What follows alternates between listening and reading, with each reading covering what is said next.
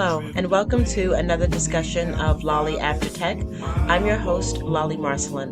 On our last episode, we discussed what is Tech Stockholm Syndrome, how to recognize it within the existing organization you work at or an organization that you're interested in working in, and what are the ways to protect yourself from catching it. Today, we will cover what is Tech Postal Syndrome. So I'm going to begin with, are you a tech employee who has ever found yourself screaming internally on Zoom calls while simultaneously creating malware to get even with your CTO? Or do you daydream about creating code that will create bots that display the continuous bank account numbers of your executive suite and their available balances to the lowest paid employees of your tech company? If you are experiencing these feelings, there stands a large chance that you may be suffering from a highly contagious modern condition known as Tech Postal Syndrome. The acronym is TPS, and it is real. This topic is near and dear to my heart, and I thought it absolutely critical that we cover it today. And I'm quite sure many of you are on the brink of this very serious tech phenomenon, just like I was at one point in my tech career. You see, I used to be passionate about tech. I believed in innovation, and now I actually get hives when someone says pivot. I remember the very last meeting I had with my VP of sales as a enterprise sales executive at a SaaS company, in which I told my manager I was heads down that day. But really, I was at Home Depot buying a 3D printer, shovels, gloves, and rushing to get home to connect with the dark web to get offshore accounts. To be frank with you, that didn't even get me to recognize that I had a problem. It was not until my son woke me up in the middle of the night because I was saying in a continuous loop the corporate buzzword strategies of alignment, road mapping, and when I woke up, I screamed synergy, and he asked me, was I okay? And I immediately grabbed my whiteboard and began to write, I will circle back. I will circle back over that. I will circle back. I will circle back over that over and over and over again with tears in my eyes and a clenched jaw. It was only then that I knew I had a problem. And if you've ever uttered the phrase, I'll circle back on that with tears in your eyes and a clenched jaw, I wanted to let you know you're not alone. If you are a tech employee who is on the mental state of just one push notification away from snapping, this episode is for you. Because this is what happens when once passionate tech employees realize their disruptive startup is just reinventing Excel with pastel gradients, and their soul is slowly being uploaded to the cloud via goofy ass daily stand ups. So, on this episode, we're going to pick apart what Tech Postal Syndrome is. We will cover the 7 case files that break down the symptoms and treatment remedies, and what are the top 3 warning signs you need to be able to recognize within yourself or another fellow colleague in order to seek immediate help. What is Tech Postal Syndrome, or the acronym TPS? It is the silent burnout pandemic sweeping throughout open floor plans and remote notion boards throughout the entire US. It is the moment an employee in the tech world goes from let's crush this sprint to if one more gyro ticket appears, I'm creating code to crash the system. Tech Postal Syndrome isn't officially in the DSM, but it is in your group chat under the name The Thursday Breakdown. So let's cover the 7 symptoms and case files along with the treatment plan for this disorder. We'll begin with symptom 1, case file TPS 8181, the circle back snap. Our subject here is Tasha B. She's 33 years of age, and her occupation is a UX strategist, full-time hater of corporate spin. The company she works for is called Loopify AI, a B2B SaaS startup that only speaks in vague metaphors and roadmap buzzwords. Her diagnosis: severe tech postal syndrome, subtype corporate lingo combustion. The acronym of that is CLC. Her primary symptom was uncontrollable, irrational rage every time someone says, let's circle back. Incident: It was a normal Tuesday. Tasha was in Zoom meetings. That was her ninth one for the day. And she slowly began losing her will to live while her PM did a 14-minute monologue on low-hanging conversion funnels. Then it happened. Someone said it. That's a great point, but let's circle back to that after the stakeholder alignment session. The silence was immediate from Tasha. Her eyes narrowed, her Zoom square flickered like a horror movie glitch, and then she began to exhale through her nose like a bull seeing red. Then she calmly reached off screen and returned holding a literal hula hoop. She raised it on camera and said, deadpan, "Here, I circle back. Are we done now?" Then she yedded the hoop across the room, knowing and knocking off a shelf of succulents with the middle finger in the middle of the screen. She didn't log off. It was intentional. She stared into the webcam like a warning. Slack notifications were silent for 3 hours. Now, her other documented incidents were she threw a stress ball so hard it bounced off the whiteboard and deleted a line of code. One time she replaced the Office to do whiteboard with one that says, "No one will be circling back today, or you're going to get stomped." Another time, she changed her Slack status to, "If you circle back to me, I will spiral and kick back at you." Now, other CLC symptoms are eye twitch when someone says double click on that, visible gag reflex at leverage our synergies, developing a nervous tic where they shout, "Say what you mean," every time a vague business term is used. And then finally, passive aggressive meme deployment featuring Kermit, Judge Judy, Angry Cats, and Homie the Clown. Her treatment plan. First, she was banned from all meetings longer than 25 minutes. The next, she was assigned a buzzword buddy to translate phrases like circle back into human English, e.g., "we'll deal with that later." And then weekly vocabulary therapy with flashcards. One would have an X on it that was red that would say circle back. The other would have a green check that says revisit. Another would have a red X that would say ping me. And then finally, another would have a checkbox that was green that would say just text me like a normal goddamn person. Current status. Tasha now leads a rogue UX faction known internally as the Straight Shooters, a breakaway squad of employees who only speak in blunt truths and memes of Samuel L. Jackson. Her last Confluence update simply read, "You got me fucked up if you don't stop circling. Start solving." We'll now move on to symptom number 2. Uncontrollable eye twitching when your calendar gets another quick sync. Case file TPS 404, quick sync, quick rage. Our subject is DeAndre, nickname Dre, last name S, the age of 29. His occupation was software engineer, reluctant Zoom enthusiast. The company he works for is Task Stack R Incorporated. They're a productivity startup with more meetings than actual productivity. Diagnosis: acute Tech Postal Syndrome. Subtype: sync-induced ocular distress disorder. The acronym is SIODD. Primary symptom: uncontrollable left eye twitch every time a new quick sync is added to his calendar. Incident report. At precisely 1:57 p.m. on a Thursday, Dre was wrapping up his third cup of coffee and fifth task for the day when the dreaded notification appeared. Quick sync, 2 o'clock p.m., just 10 minutes. Witnesses report the following sequences. Dre's left eye began twitching like a broken metronome. 2. He muttered, "Ain't nothing quick about this bullshit." 3. His AirPods fell out as he convulsed in disbelief. 4. He then stared at the calendar invite and whispered, this is how it's going to end for everybody." Co-workers claim the twitch has a rhythm now, and if you listen closely, it taps out. Stop scheduling this bullshit. Further escalation.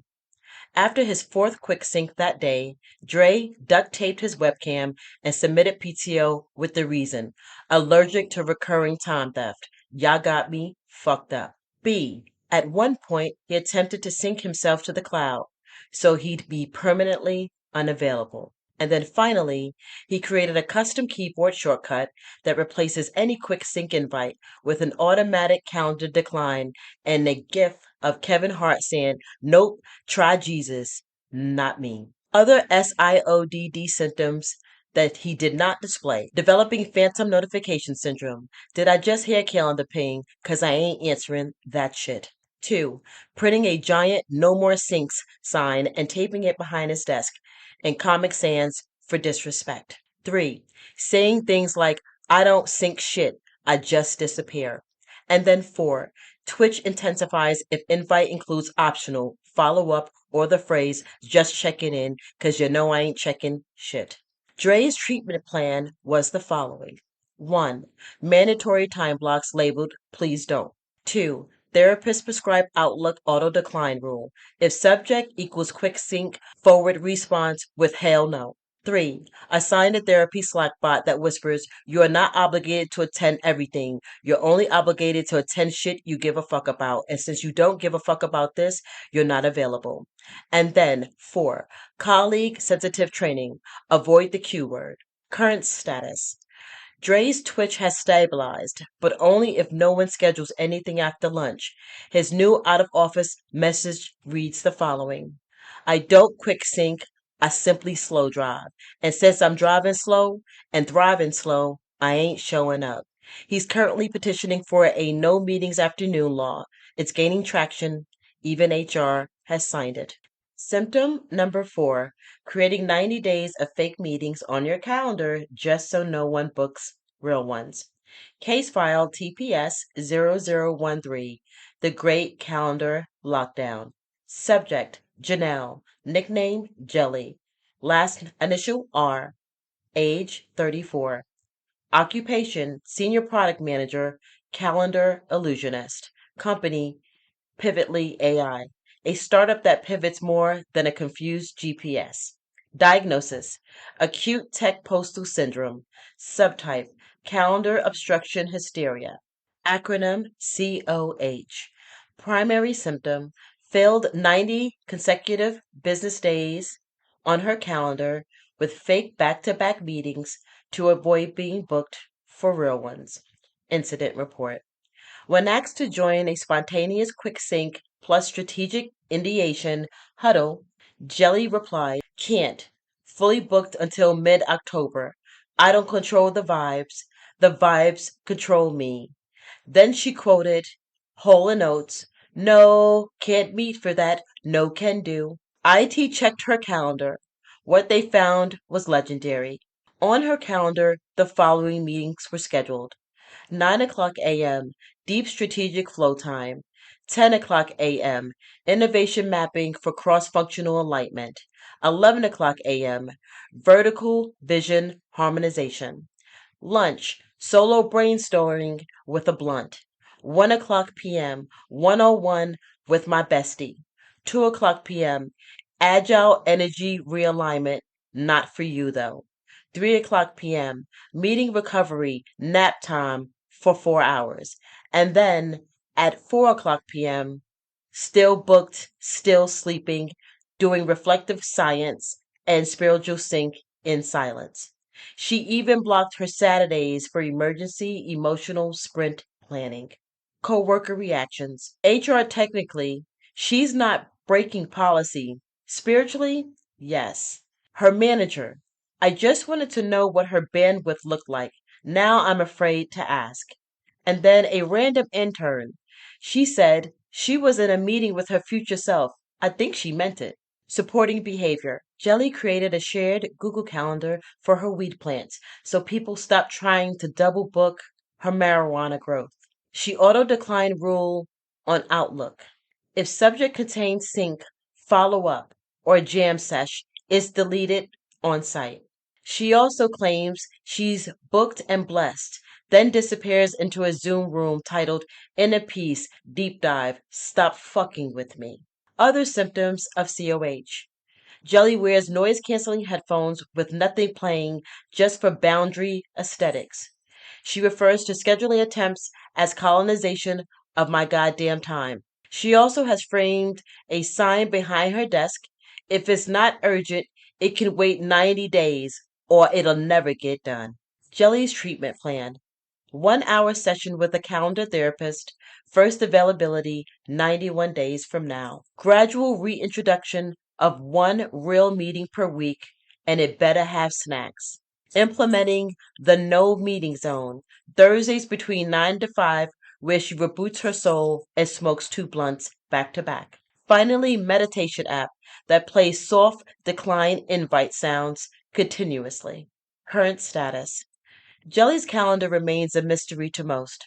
Rumor has it she's actually just vibing at home, smoking blunts, rewatching The Office, eating hot Cheetos, and texting, laugh out loud, that shit's crazy, to work Slack messages. Her current Slack status ends in a meeting with my peace. Back the fuck up or back the fuck out. Symptom number 5. Developing a mysterious Wi-Fi issue every Friday after 2 p.m. Case file TPS 5150, The Friday Fade Out. Subject Latrell D., age 30. Occupation DevOps engineer, full-time network magician. Company Always on Tech, where the Wi-Fi never drops but the motivation always does. Diagnosis High Functioning Tech Postal Syndrome. Subtype Selective Connectivity Syndrome. The acronym SCS. Primary symptom loses all internet connectivity every Friday at exactly 2:01 p.m. and no one can prove otherwise. Incident report. The first few times it happened, no one questioned it. Friday afternoons are cursed anyway. But by the fifth consecutive week of Latrell disappearing before the end of the week wins and wellness sync, suspicions rose.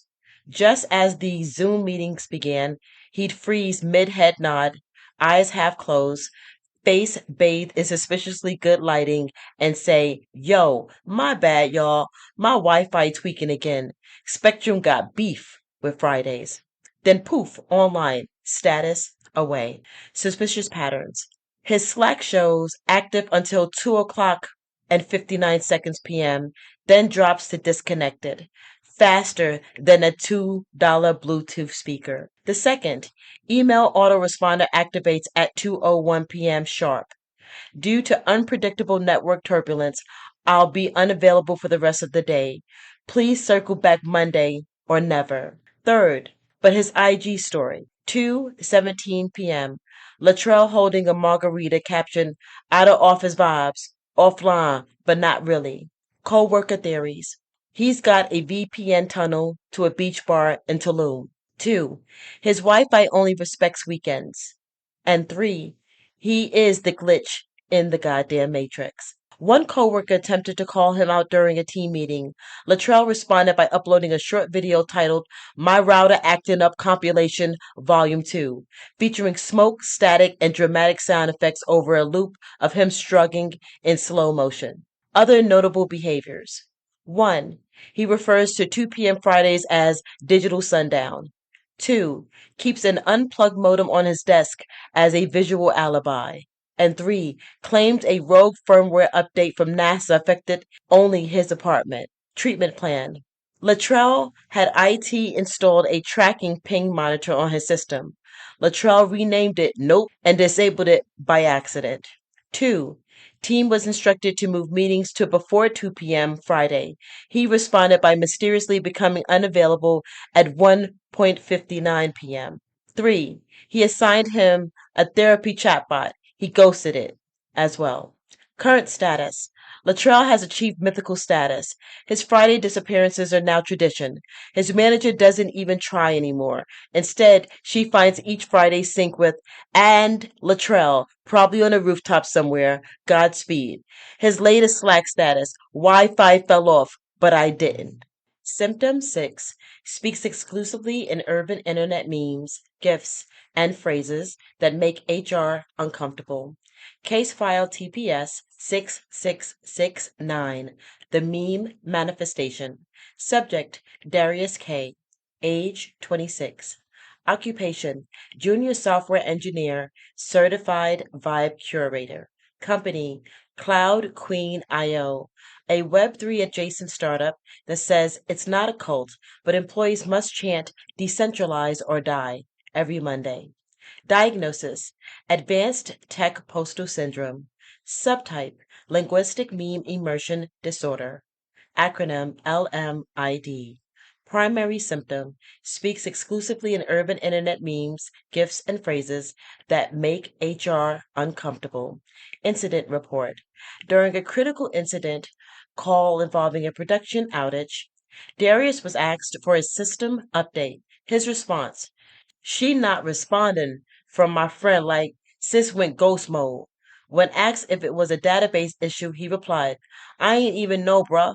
MongoDB acting mad sassy, ma. Co-workers attempted to clarify, but Darius started into the Zoom void, unblinking, and muttered, y'all want answers, but I'm fighting for my life out here in these streets, y'all. These tech streets crazy, y'all.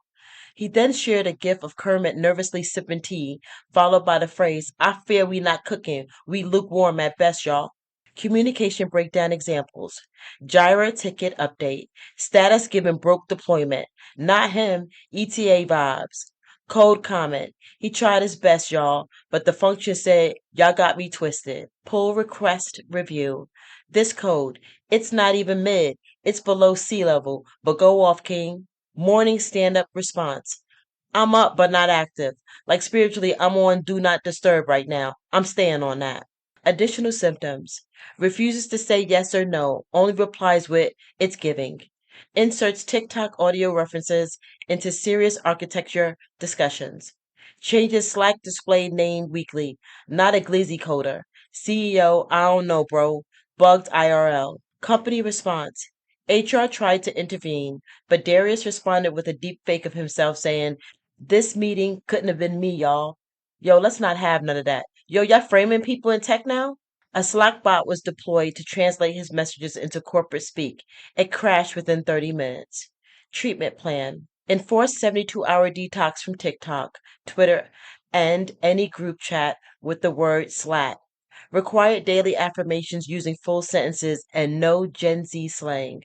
Assigned a communication coach who speaks fluent Gen Alpha for translation support. Outcome. Darius is currently stable. He now alternates between full meme speak and normal tech jargon, depending on whether lunch has been provided. He was last heard muttering, I'ma refactor this code like it owes me money, y'all. I ain't having none of that, y'all. Code A, code B. Y'all know what it is. Symptom number 7. Flat out refusal to update Confluence, citing personal values, creative boundaries, and straight up and down disrespect. Case file TPS 7770, The Wiki War. Subject Malik J., age 30. Occupation front-end developer, digital dissenter. Company TaskTalk.io, a productivity app nobody asks for, but somehow has 5 VC rounds and a mascot named Hustle Cola. Diagnosis: chronic tech postal syndrome. Subtype: documentation defiance disorder. The acronym DDD. Primary symptom: flat out refusal to update Confluence, citing personal values, creative boundaries, and straight up and down disrespect. Incident report: Malik was assigned to document a new feature in Confluence called Reactive Mood Based Dark Mode. After 3 polite reminders, 2 Slack nudges, and 1 lightly passive aggressive Jira comment, Malik replied with, Nah, I don't believe in Confluence. It's a tool of oppression, and y'all know it. He then posted a gif of Tupac saying, I ain't mad at y'all, followed by a broken link to a Notion page titled, If You Know, You Know. Further escalation. When asked in a team meeting why he wouldn't update the page, Malik said, Confluence be gaslighting. I wrote that doc twice and it disappeared like my PTO. Man, y'all tripping. He claimed the editor has trauma, refused to let him live, and that the search bar moves like it owes somebody money. He created an entire shadow documentation system in Google Docs titled Real Ones Only. Confluence page, last updated by Malik, July 2022. Of course, it is July now, 2025. Contents of the Confluence page. Why all lucky B? Man, y'all got me fucked up. Coworker reactions. DevOps. We just want to know what the API does. Project manager. He keeps saying RTFM, but won't write the M. HR. Can you even be insubordinate to a software wiki? Other symptoms of DDD. Documentation defiance disorder. saying, I'll update it later, and disappearing like Houdini, leaving cryptic post-its with code explanations like, it's a scavenger hunt. Find that shit. Printing docs and handing them out in person like it's the 90s. And finally, replacing actual Confluence pages with memes of Morpheus saying, what if I told you documentation is a social construct? Treatment plan. One-on-one therapy session with a certified documentation whisperer. Incentivize wiki participation via snack-based rewards and fake internet clout. 2. Team-wide documentation day, where Confluence gets themes like a block party, DJ optional, we think in red alert. And 4. Weekly affirmations. I am not about my documentation. I am not documentation. Current status. Malik still refuses to do Confluence. His unofficial slogan, if it ain't in my head, maybe you ain't meant to know it. He has reportedly started a Confluence support group called Docs. Nah, I'm good. They meet every Friday at 4:59 p.m. We will now move on to top 3 warning signs that you need to look out for to recognize if you are suffering from TPS. Tech employees beware. As I stated earlier, Tech Postal Syndrome, or TPS, is real, and it's coming for your insanity one Slack ping at a time. The top 3 warning signs are, first, if your left eye twitches every time someone says schedule a quick sync, that's neither quick nor synced, you're already in stage 1. 2. If you created a 90-day wall of fake meetings just so Karen from product can't sneak up in a light brainstorm, it's time to log off and touch grass. And 3. The most dangerous red flag. If you framed a screenshot of your driver board and referred to it as the blueprint, you've gone full TPS and may soon need to start speaking only in merge conflict metaphors. If you recognize these signs in yourself or a coworker, act fast.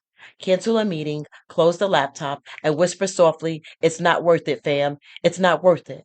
Tech Postal Syndrome, or TPS, corporate wellness programs have tried yoga, essential oils, and even Slack emojis with cowboy hats, but nothing can reverse the damage of 47 quick syncs, 19 Confluence pages that say TBD, and one too many let's circle back bombs. Until science catches up, and it probably won't, the best we can do is support our afflicted coworkers, respect their fake calendar blocks, and maybe, just maybe, stop sending meeting invites titled Touch Base with no agenda. Stay strong out there in these tech streets.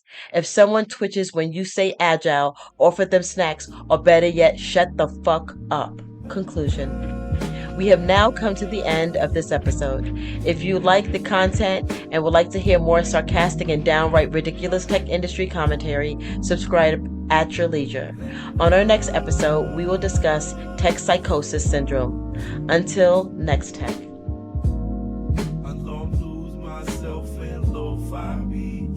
Just drift away, lay down the vibe and soothe my woes. I long to lose myself in lo-fi beats. Just drift away.